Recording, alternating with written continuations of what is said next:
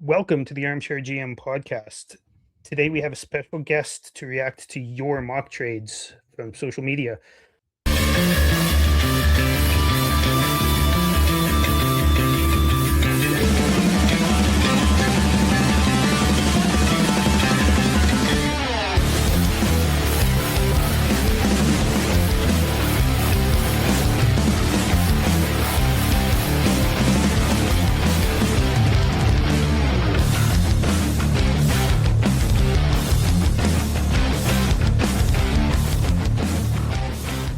You are watching the Armchair GM podcast. Welcome in. As you can see, there's no Chris today, but we are more than happy to welcome in Flamesnation's own, the one and only Robert Munnich. How's it going, Robert? I'm doing great. That video fired me up there. The guitar, all those highlights. I'm ready to go. I'm ready to talk some Flames now after seeing that. That was great. Yeah, there was actually some highlights last year. It's pretty fun to watch that. There's been a few of late. The Flames have started scoring, which has been nice, but it's great to have you in. Started listening to your podcast, the Red Mile Rundown, over the past few months, and really been enjoying it. So really highly recommend everybody that's listening to this to go and look them up on Spotify. That's how I found you guys. Not sure what other mediums you guys have. Yeah, well, yeah, thanks for listening. First of all, really appreciate that. And yeah, just you can find Red Mile Rundown wherever you get all your podcasts, Amazon, Apple, Spotify, YouTube, all that kind of good stuff. We're everywhere wherever you get your podcasts. Yeah, it's a great listen. Like I said, I highly recommend it.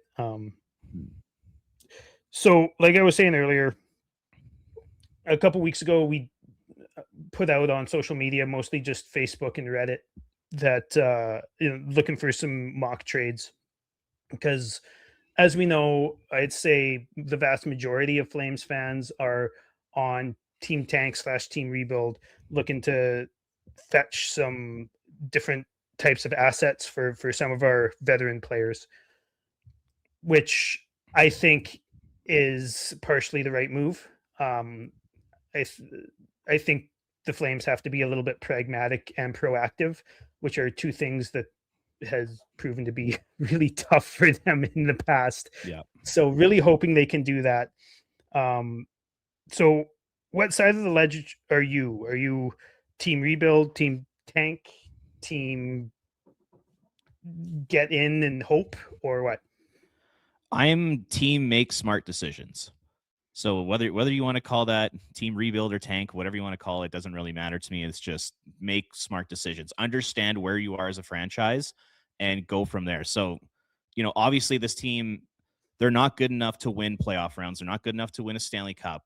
They're honestly, they're really not even that close. Like, sure, they might be able to sneak into a wild card spot, but you're going to get killed by a Colorado kind of thing, or Vegas in the first round.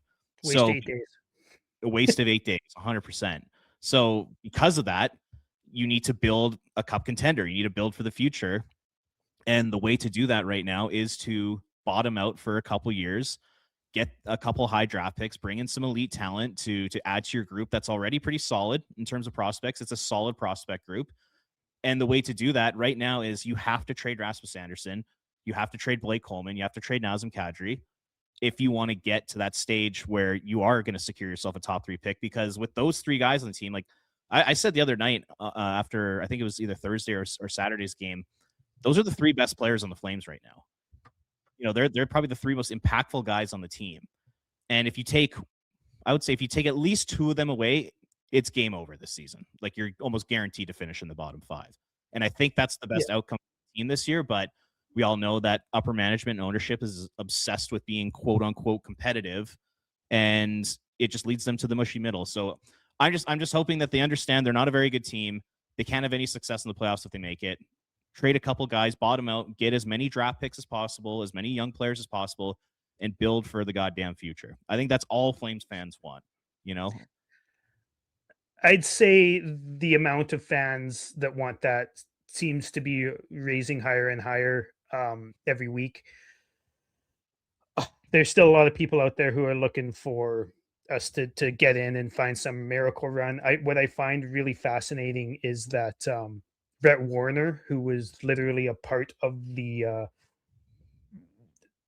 miracle run in 2004, which is the only time the Flames have done anything in 30 years, um, straight up says that was a miracle run, and the Flames need to, instead of hoping for a miracle, go and do exactly what you just said, make pragmatic, good decisions about their future, and try and build something to become a consistent playoff team, a team that expects playoffs, a team that expects to get to round two at the very least, and wants a cup, because that's what success is, right? Success isn't a waste of 8 days. Success isn't, one thing that's really bugging me right now is how many people are saying, "Oh, the Flames did so well last year.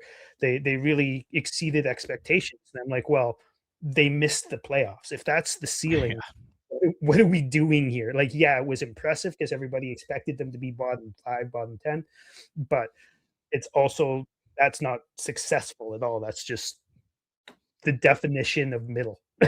100%. Yeah, and like, like the 2004 run was a lot of fun. Like I was 9 Yeah. years old when the 04 run happened, so like, I remember certain aspects of it, but we've never really experienced playoff hockey, like true playoff hockey as adults, or Yeah. even teenagers. So it's just like the 04 run almost like hurts the franchise. Like, yes, it was a great run, but at the same time, I think Murray Edwards saw what happened.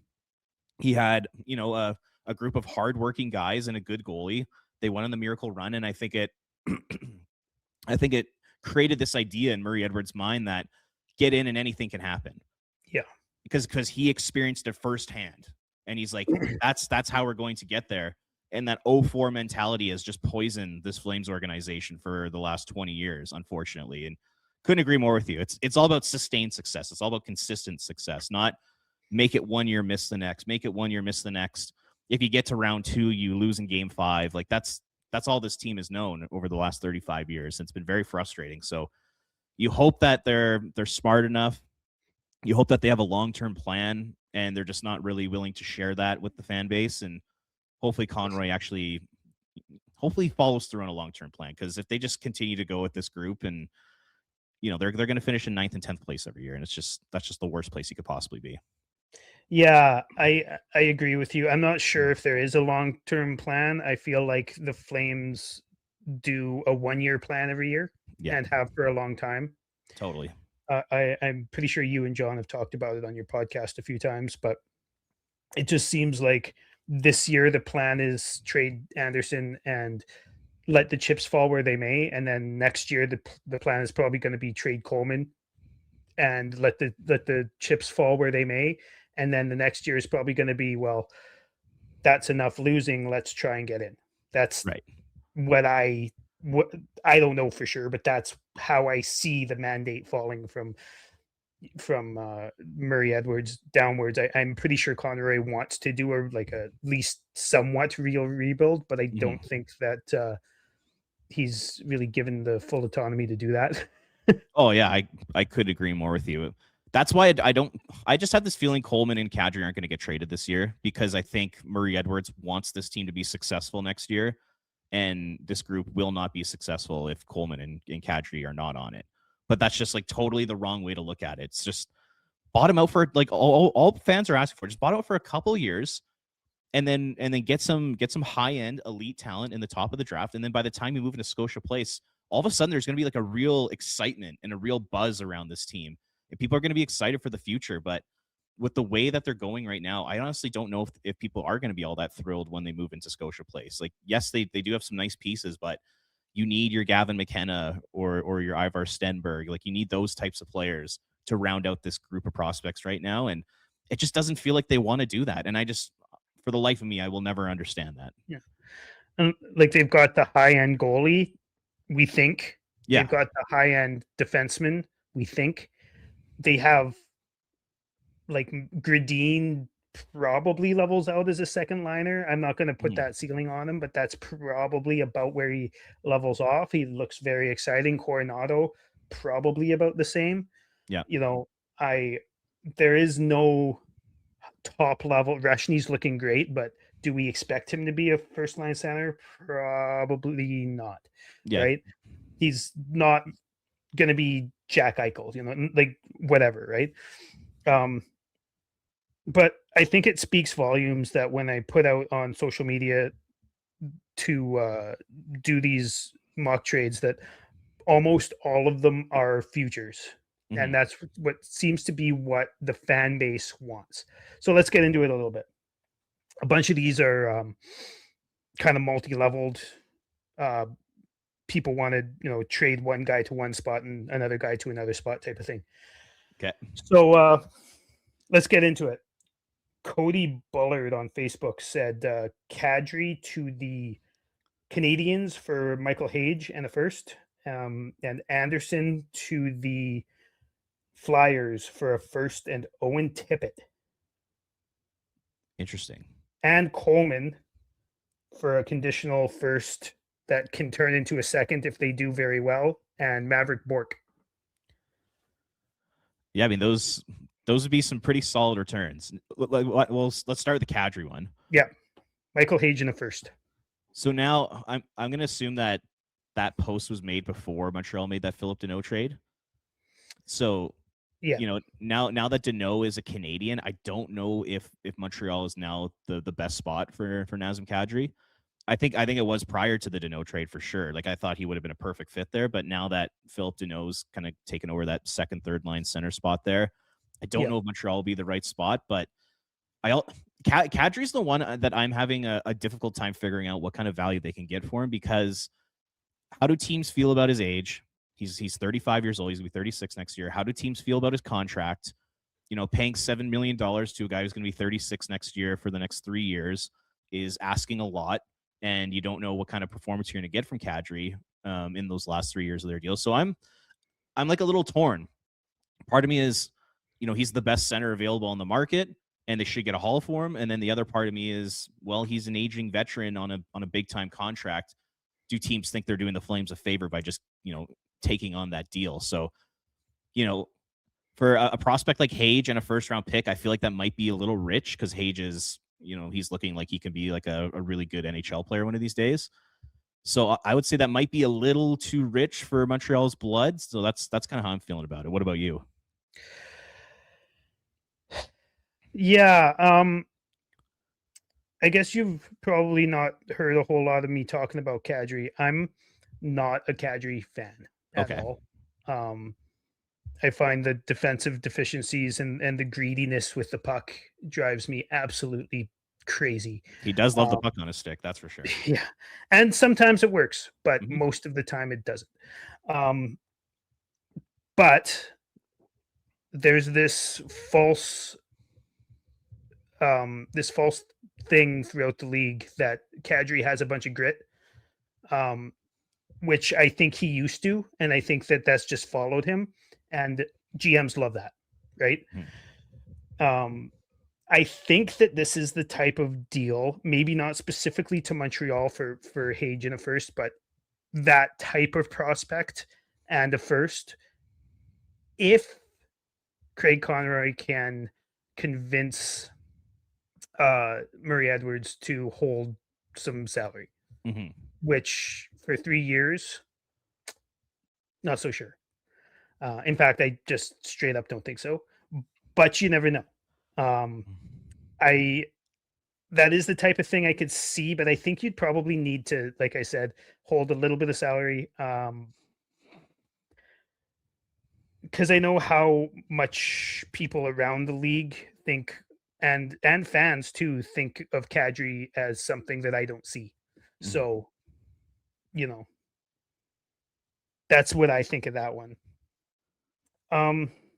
So Rasmus Anderson for a first and Owen Tippett. I'm a big Anderson fan. That interview on After Hours, did you catch it? Yeah, it was really good. It was really well done. It was really well done. And as much as a lot of people crap on Francis, he asked the questions that needed to be asked. And so did Scott. Really, really happy with that. and really worrisome what Anderson said about his almost PTSD from getting hit by a car. Yeah, that was a wild story. I think Yeah. that was the first time publicly he's ever come out and told the story. Like, he's saying that he was, like coming in and out of blackouts, and then he woke up in handcuffs and like stuff like that. You're like, oh my god, like that was way more serious than I had originally thought. Yeah, that was an Yeah, unbelievable story. and I think that obviously none of us really knew about that, but it's not far fetched to think, right? Like the dude got hit by a car on a scooter, Hmm. and he only missed a couple games. Like between that and the whole Monahan situation, I am really worried about how this organization deals with player injuries. But that's a conversation for another day. Anderson seems to have fully recovered after 2.5 years Yes. and is playing. I don't know if you agree, probably the best hockey of his career. I'm a huge fan. I've got, did I put it up? Yeah, I've got an Yep. Anderson jersey right there. Um, Easily the yeah, best hockey of his career. Easily. I would totally agree with you on easily that. the best player on the team right now. Yeah. That's what I'm saying. If you take Anderson off this roster, like it's over. Like It's over. it's that important to this group. Yeah, exactly. And I know a lot of people think that the Flames are going to need to take, a bad contract or a player that's not performing or whatever. I don't really think so because Anderson is 4.5 mil. That is Mhm. not much. And it's only going to be for like half a year, maybe a third of a year. I don't think you'll need to. Obviously, if you do, you'll get more of a return, in my opinion. But I think a first and Tippett's just a guy, and we have Tippett's what, like a Sharon Govich or a Farabee or we have 18 of these guys. We don't need we don't need any more of them. Now, if you have a deal in place to flip him, sure. I'm not sure Tippett's the guy I'd be going after. Um, Mm. I'm not quite sure what their prospect pool looks like, but I'm for Anderson. I'm pretty dead set on trying to get a first and a prospect Yeah. as well. Yeah, I would rather see them do either multiple picks or a first rounder and a top prospect instead of a roster player. Because like you said, the Flames have like 6 or 7 guys like Tippett already. You take a look at their prospect system, you know, 80% of their top prospects are wingers right now. Mhm. So, they don't need that young winger unless you said they're going to flip him in another deal. That would make a lot of sense. But I would say, yeah, a first round pick and like a really good prospect, like an A level prospect, maybe not A plus, but like an A level prospect Yeah. is what the Flames should be asking for Anderson, especially with the way he's playing this year. Like you said, easily playing the best hockey of his career. He's the most important player on the team. He touches all aspects of the game. He's been fantastic, and I know heading into the year, I was a little worried about him just because, his year-end comments, he was kind of shit talking the fans. He had a really bad year. I was thinking, like, if he comes back, like this could get ugly if Mhm. he doesn't play well and the Flames don't get much for him. But to his credit, he's stepped up and he has been absolutely incredible. So good on him. And yeah, his trade value has to be skyrocketing right now. And if the Flames do want to eat money on that deal, to get a top 4, arguably top pairing right shot D for $2.5 million, they should get a haul for him. So yeah, it's gonna be exciting to see what they can get for him. One other thing I will Yeah. say is I really hope Conroy.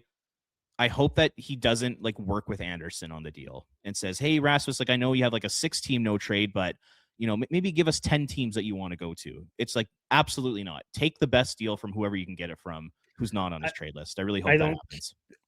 I feel like Edmonton is on his no trade list, but like Mhm. even if it's Edmonton, if it's the best deal, I don't Take it. take Like it. like we heard about that with Chris Tanev when they were trading him. They were saying that the Oilers were offering up a first round pick, but the Flames are hesitant to do it because it's Edmonton. And I'm like, screw it. Take the best deal. You Like should I, have done I it. don't care if he's on Edmonton. I really don't. I with Chris Tanev, I do because oh my god, that's exactly what they've always needed. Mm. But y- I agree. If you're getting a better deal from a team within your conference, if Vegas is giving you the best deal out there, fucking trade them to Vegas. If Yeah. Anaheim or whatever is giving you the best deal, get them out of there, right? And I'm a big fan of him and Coleman. So let's do the Coleman one. A first that turns into a second if they are, I think, get into the semifinals, and Maverick Bork. What do you think? I think that one might be a little rich for the Stars, just because Coleman.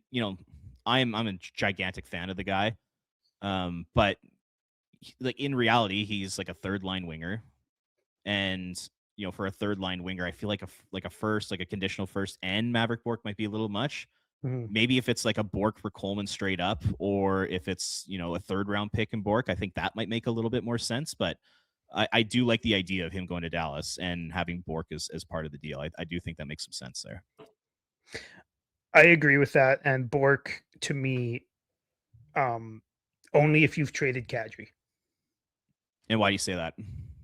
because he's a center, because we have Frost and Backlund, and where's Bork going to play? We already have too many wingers, right? Like, the problem with the team right now is that there's a logjam of middle six players. There's so many middle six players that there's three of them on the top line. Yeah. You know what I mean? So The one thing with Bork though, he does play the wing in Dallas, so like he could play the wing in Calgary as well. And he can, but then who are you moving down? Zary? I guess you'd replace Right? Coleman with Oh, Bork yeah, I guess you could replace essentially. Coleman with Bork. Yeah. That's true. And I guess playing him with guys like Backlund and Zary might be a little bit better than who they've been playing with him in Dallas. But Yeah, because Bork's one of those guys. He's just been stuck on the fourth line down there, and maybe if you give him an opportunity in the top 6 or top 9, maybe he can break out, and you give him some power play time. Like maybe he's one of those candidates, kind of like Sharon Govich was in New Jersey before he fell off a cliff this year. although he's been playing a lot better lately. See, I don't know if I agree with that. Like I know like a lot of people have been saying that, and they've been saying his compete level is higher and he's battling way more. My eye test just still tells me he's just not doing anything. Really? Yeah. I see his eye test is a lot still not very good, but a lot better than it was. He's engaged, which is far better than what that's how I see it. But and I don't really dig into fancy stats and stuff like that very often. I do the eye test more than anything else, but I see him engaging in board battles and stuff like that. But that's besides the point. I agree with you. A first and a guy like Bork is probably too much for Coleman. I think if you get a first round pick for Coleman with nothing else, take it. Yeah. I think if you get a top level young player like Bork, who only 2 years ago led the AHL in points, and a third round pick, like you said, take that. I like the idea of Maverick Bork on the Flames. I like the idea of getting another center into a group of young players that don't have very many actual centers in it.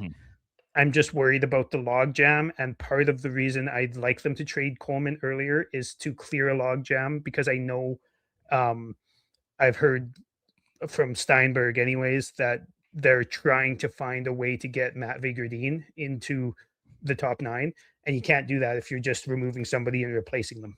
Right. Yeah, 100%. Okay, Jason Urbesta says. Oh, one other thing, just quickly on Coleman. The other day, and take it with a grain of salt, but Frank Saravelli said that over 20 teams have reached out to the Flames about Blake Coleman, and like that says a lot. Like if you could create a bidding war of, upwards of like 10 to 20 teams, you might even get more than what we've been discussing, which is wild. So yeah, there's a lot of demand for a guy like him. Okay, so and I agree. So Jason Urbesta says Coleman anywhere for a first. Yeah, totally. Naz for a first, Hage and Gooley. I think that's definitely too much. Yeah, I don't even know if the Canadians would do Naz for Gooley straight up, because I know he's been hurt, but he's got like top pairing upside there. I think they'd probably do a first and one of those players if the Flames held some salary. Yeah, if they like half of his salary or something like that. Yeah. Raz for a 2028 first, Nikishin, and I believe it's Justin Poirier from the Hurricanes. Hmm. I've always been the type of person who doesn't really care about if a brother plays with another brother or anything like that. Obviously, we have his brother. Yeah, Why am I blanking Jeremy. on- Jeremy, yeah. Yeah, he's oh, Um, and he's gonna leave the organization this offseason. I can almost guarantee it. I thought he was going to be qualified last year and Mhm. be a throw-in in a trade over the offseason. Yeah, He's been passed by far too many players on the depth chart.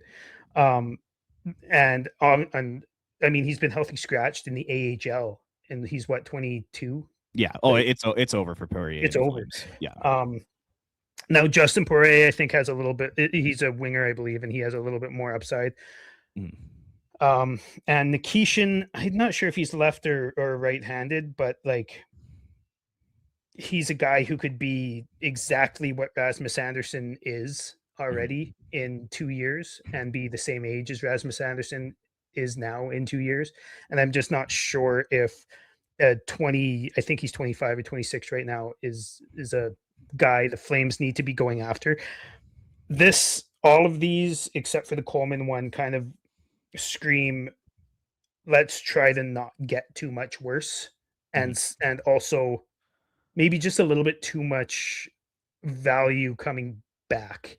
As much as obviously you and I would love if we got this type of value back, I think you have to be a little bit realistic, and I'm not sure that Carolina is going to trade a guy who they think is probably going to be their power play quarterback, which they really haven't had for a few years, for the foreseeable future, who's 25 or 26, and a first round pick and a prospect for a guy who also might be a power play quarterback for them. Yeah. It just seems like a little bit much.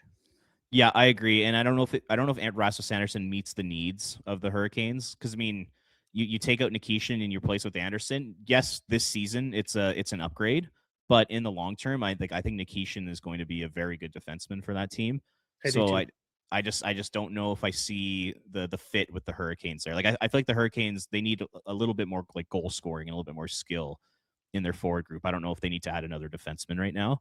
And yeah, Mhm. I just think that's just a little too much for sure. Because like Nikishin is like highly valued. Like he was in like the Quinn Hughes trade rumors and all that kind of stuff. So yeah, I would say it's Great just a trade. little much. I'm such a big Buium fan, man. Yeah, That's a crazy trade. that was I think wild. both teams worked out very well in that, like as well as you could for trading Quinn Hughes. I think the Canucks. Oh, they did way better than I expected. Yeah, Yeah, they me they too. crushed that trade return. Yeah.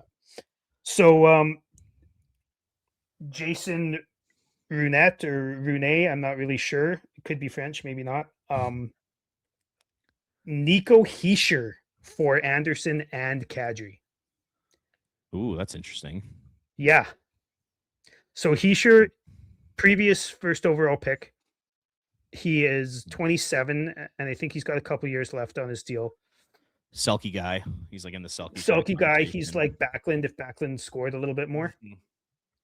in my opinion. Yeah. He's kind of like maybe comparable to a prime O'Reilly almost. Yes. Yeah, I think Yeah. that's a perfect comparison. Yeah. I don't think New Jersey would do that. Because The I mean second, Heischer's the captain there. yeah. He's like you said, Selkie guy. Those guys don't grow on trees.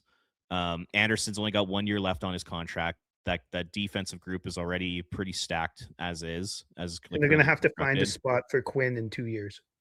Totally, yeah, and Kadri taking up another $7 million with trade protection, that doesn't help them. And yeah, so like I think Heischer to Kadri is a downgrade. Yes, you add Anderson to that group, but then he's a free agent, and then he just leaves. I just don't know if that's worth trading your captain over. I agree, and also I think it's maybe a little short-sighted. Like, what do we want Heischer for? Yeah, you're Are just we gonna keep gonna? the Flames competitive. He's gonna keep the Flames. Mushy You middle. know, yeah, 22nd overall or 20th or 18th, right? He's not That's what we're trying to avoid. That you and me, anyways. That's what probably not what Jason's trying to avoid. That's probably what he's trying to keep happening, right? But Yeah. um, Also, I think he's only got 2 or 3 years left on his deal, and he's gonna become a UFA. And will he stay in Calgary is like a pretty serious question to ask, and I don't know if he would. But I mean, getting a Heischer would be amazing, but I yeah, just don't know if that's what the Devils would be willing to give up for 2 older guys and one guy who's a pending UFA. yeah. Okay, here's some from Reddit. Reddit Giraffe on Reddit says Anderson for a first and Leon Bichelle from the Dallas Stars. Yeah, that's more up the alley that I see like an Anderson trade happening. I've wrote about it a bunch of times at flamesnation.ca where I've been connecting Anderson to the Stars. I think it's just a natural fit. And that I think that might have been my exact trade package was a first round pick in Leon Bushel. And I know Bushel's hurt, which honestly isn't like the worst thing for this season. But like if you could have on your back end, on your left side, Kevin Ball, Yan Kuznetsov, and Leon Bushel, all of a sudden you got 3 guys who are all 6'4" and above, who have long reaches, physical, tougher defensemen. Like I think you'd be really happy with that to go with the skill on your right side of a Perek and Brustevich and those types of players and Uyghur. News, yeah. Yeah, and Muse, like that is the type of deal the Flames should be making for a guy like Anderson. And I don't know if Dallas would be willing to give that up, but that's it. I really like that one. I do too, and I think that I think they might because the Stars are stacked on the left side. They've got, I believe, Lindell and Harley. Harley. Yeah. And Heiskanen's a lefty, but he plays the right side, but he's still a left shot. So like yeah, the left shot guys on the team are out of control. Yeah. So and I believe Bichelle is also a left shot. Yeah. So you're kind of and like whether the Stars going to use a first round pick for, they're trying to win right now. Whether they're going to use the 28th overall pick for, the 32nd overall pick for, if it's not for exactly what they need. They are so incredibly deep on forward. It's ridiculous. And even with the injury to Tyler Seguin, the most predictable thing in the history of things, other than Jack Hughes. Anyways, yeah, do this. If this comes across your, even if you're adding a third, if it's Anderson in a third or fourth for Bichelle in the first. Yeah, you do that. You do it all day long. Yeah. All right. Boy Johnny on Reddit. The rest are going to be Reddit. Anderson and Sharon Govich for Kent Johnson, Jackson Smith, and a second, and add a first if Coleman is also involved. So that's a doozy. Yeah. My initial impressions of that is that that's way too much for Columbus to give up, especially if Sharon Govich is in that deal. Because the way I view Sharon Govich right now is that he is in unmovable contract. 5.75 for a guy that's putting up no points and doesn't shoot the puck and isn't scoring. It's just, to get Kent Johnson and a Jackson Smith, like that's asking a lot in a deal like that. So yeah, I don't see something like that happening from a Columbus perspective. If you're the Flames, you do that every day of the week. But yeah, I just don't see a fit with Columbus there. I think that's kind of why Johnson is in the deal here, because he's kind of in the same boat as Sharon Govich. I don't know what his deal is like, but he's been on their fourth line and their third line most of the season. Yeah. I think he's got a ton of skill and is just being used badly. And obviously we talked about earlier, Sharon Govich is, we have different views on how Sharon Govich has been playing. However, immovable, no, but not worth moving until he proves that he can play like I think he's been playing recently, consistently for 60 games. Mm-hmm. Like he has to play at a top 6 level for the rest of this year for any team to be like, yeah, we'll take that contract, unless the Flames are paying for it. Yeah, like even then, like I still, if Yegor Sharangovich isn't scoring goals, which he's not doing right now, and he hasn't been doing for the last 2 years. I just don't know what he brings to the table. And I just don't know what a rival GM would see in him right now. Like basically for the last calendar year, he has not performed very well, and he's not even lived even It's close to his contract. So it's been more than that. Yeah, it's been longer. yeah, I just don't know if I see any team willing to take him on, even if the Flames like throw in a draft pick to like get rid of the contract, which they don't need to do right now. I still don't even know if they'd want to take him on. So yeah, that and like Kent Johnson, I think his upside is quite a bit higher than Sharon Yeah, I Govich agree. is, and he had a great year last year. And it's just like you said, they've been playing on the fourth line. That's just bizarre usage for him. So I really hope a team scoops up Kent Johnson, and if it was the Flames, I'd actually be pretty excited about it. I would too. I got a lot of pushback on that on the Kent Wilson run Discord server there. A lot of the people were telling me Johnson's just a guy, and he is right now. But I do think he's and Jackson Smith's a pretty good player, pretty good prospect as well. I think you get further along in this deal if you removed Sharkey from it and just put Coleman in it. Yeah. Um, Like last year, Kent Johnson had 57 points in 68 games. Like he's put up some numbers here. He's got 11 and 34 this year. So, if he could be that, 60-point guy, yeah, you'd be thrilled to get a guy like that on the Flames. Absolutely. And he's got exciting skill too, right? It's not just the lacrosse goal. He does exciting things. He was one of those players who was like the Zegras type of thing a couple years ago, flipping pucks over the net and to his players in front and getting goals that way, and just sees the ice really well. I know you got to get going pretty quick, so we'll fly through a couple of these here. Wildly Intangible says Anderson for Axel Sandin Pelika and a first. Yeah, I don't think Detroit's doing that. I think Pelika's pull the trigger. Oh, for sure. Yeah. If you're Craig Connery, you do that 10 times out of 10. Yeah. But like I think Sandin Pelika has top pairing upside, and a Detroit first round pick, depending where they finish, could be, in the teens. Like that's a lot. They're first right now in their division. But they're 3 losses away from being like out of the playoff mix. Like that's just like how tight the Eastern Conference is this year. Same with West, yeah. Yeah. I've never seen anything like it. It's very exciting. But yeah, and once again, like, if there's a long-term extension in place for Anderson, then maybe like Anderson for Sandin Pelika straight up might make sense. But I would do that. Yeah. Yeah. But like the extension would have to be there. Like you can't, if you're Detroit, you can't just get it, 3 months of Rasmus Anderson and lose your top defensive prospect. So do you think Pelika is, do you know if he's left or right? I'm not sure. I think he's a lefty, if I'm not mistaken. Okay. If he is, then I would do that even without the first. I think that they would be more inclined to do that if it was like Sandin Pelika and a fourth or a third or something like that. And he's a righty. What's that? He's a righty. It's too bad. But that's also a high leverage position to have a lot of players in when it comes to trades, right? So I'd seriously consider doing something like that. I don't think it'll get done with a first, but yeah, totally agree. Pope of Power says Kadri and Coleman for Hage a second and Patrick Laine. That's probably not enough for the Flames.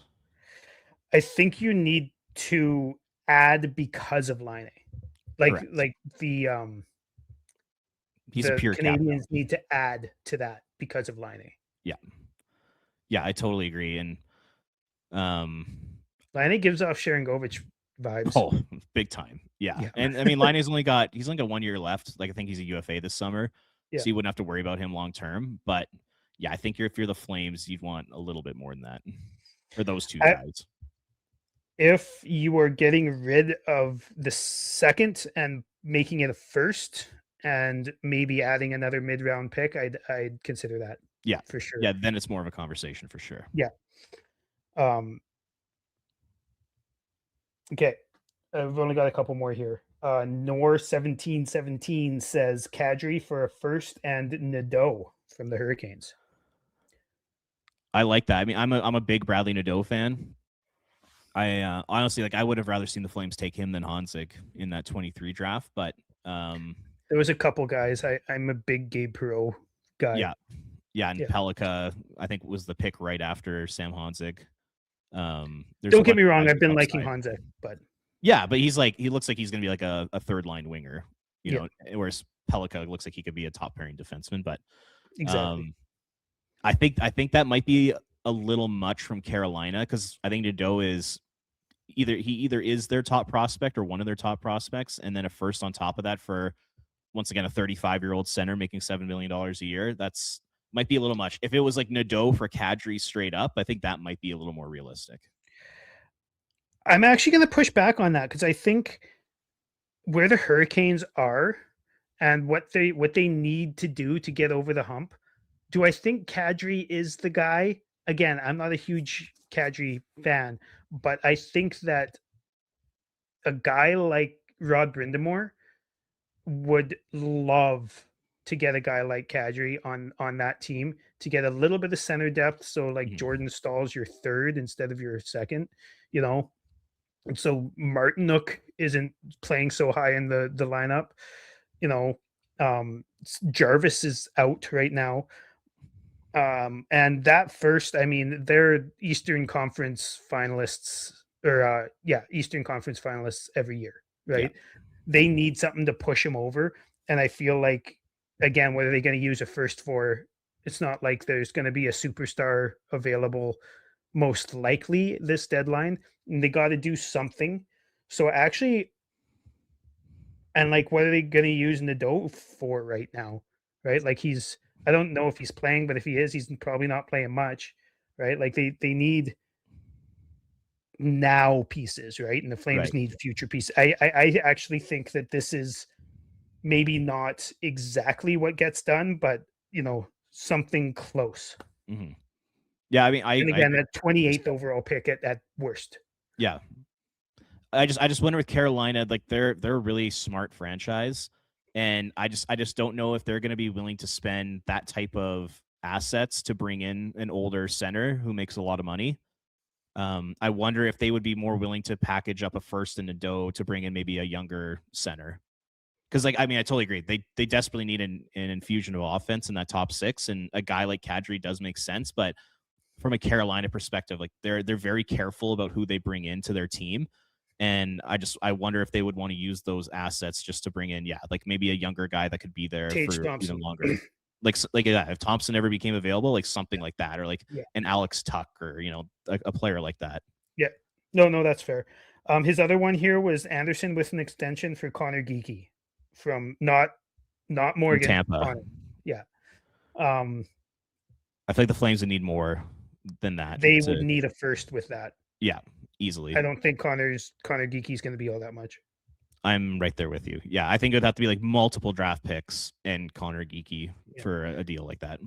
I'm a big fan of the Kadri one from Nor here, but and I think that could be something maybe not exactly but close. But that Anderson one's a little bit far off in my opinion. And this is the last couple from Why Don't They on Reddit. Anderson 50%, Lomberg and Cooley to Toronto for Easton Cowan, Dennis Hildeby, and a third. What do you think of that one? I have no idea why Hildeby and Cooley are in this. Yeah, I don't understand the swap there. Yeah. And like Toronto has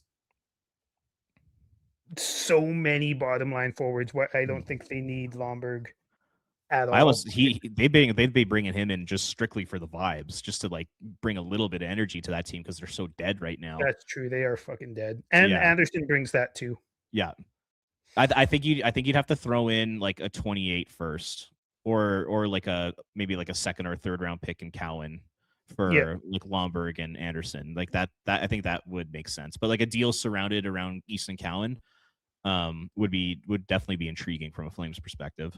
Cowan in the first. The one thing I'm gonna say is like Toronto can't fucking score right now. No, they can't.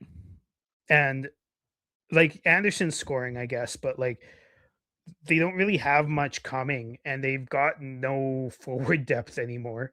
Mhm. In my opinion, they traded their best player for a third line center. Right. The Brad True Living special. I love that they're experiencing the tree experience right now. It's fantastic to watch. Oh, I totally agree. And like the amount of times I've commented on like the Dangle podcast, and they've been like loving Brad Tree Living, making shirts about it. And I've been like, Just wait. I can see, this is like 2 years ago, I can see what is happening, and it's exactly what happened with us. Yep. Just put wait. anyways. And I was right. Anyways, so that's pretty much it. I agree with you. Something centered around Cowan, if you could get Anderson at 50% with a extension maybe for Cowan and a first or even a second, I might do that. Their 2028 first round pick is very intriguing to me because I see the Leafs spiraling out of control over the next couple years, and in 2028 I could see them being a bottom 10 team in the league. So that would be. And one thing GMs love doing is trading picks that they won't get to use. Yeah, because Tree's not going to last very long there. Yeah. So he might be in a position to make a desperation trade like he made so many of in Calgary. So it's like you got maybe take advantage of that if you can. That's if Murray will even let you trade for Toronto, which is the most ridiculous thing I've ever heard in my life. Yeah. That's it for the mock trades. I really appreciate you coming on and probably staying on a little bit longer than you wanted to, or did you had time for anyways. No, this is awesome. This is a lot of fun. I love doing stuff like this. So no, I appreciate you having me on. Yeah, for sure. I just want to reiterate,